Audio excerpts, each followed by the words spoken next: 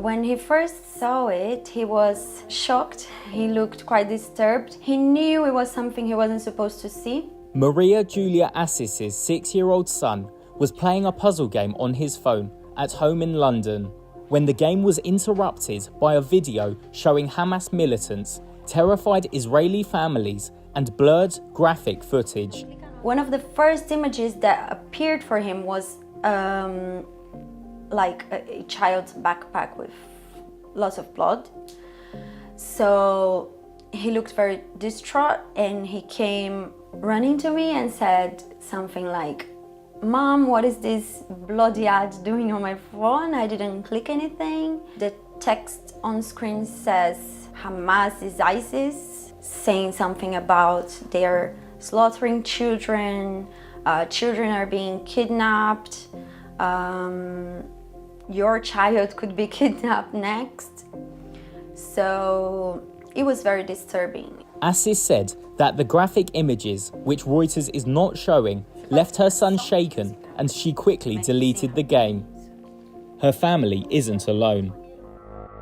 Reuters has documented at least 5 other cases across Europe where the same pro-Israel video was shown to gamers, including several children. Reuters has not been able to establish how the ads came to Assis' son's video game. In at least one case, the ads were played inside the popular game Angry Birds.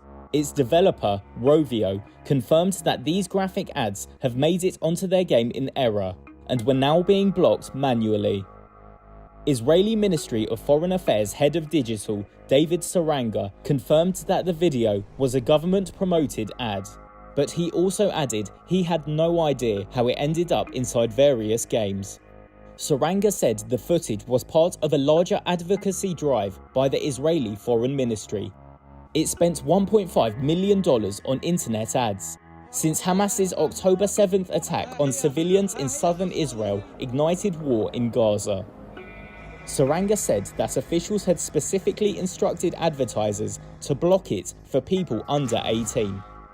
Communications professor at California State University, Nancy Snow, says these pro-Israel ads are part of the government's efforts to shape the war's narrative. These ads coming from the government of Israel, they're not surprising because this is, again, the startup nation. Israel has been very open about using digital diplomacy, but engaging in a public opinion war worldwide. To try to find out who placed the ad in the video games, Reuters contacted 43 advertising firms that game developer Rovio listed on its website as third-party data partners.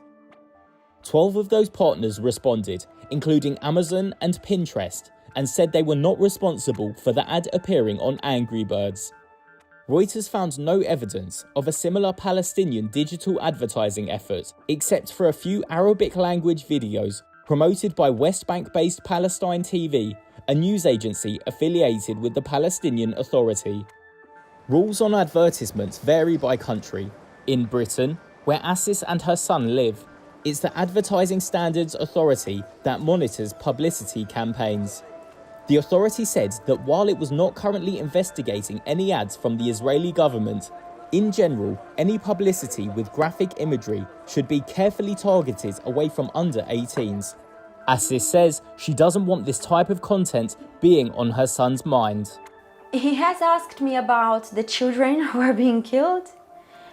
And, it's very complicated to talk about this because, well, it's a complicated subject. It's not something that you're prepared to explain to your child such at an young age. I don't see how it is okay for them to be advertising inside games. Even if it's like maybe more adult games, I don't think it is a space where you should be doing basically propaganda, so I don't see how it is appropriate.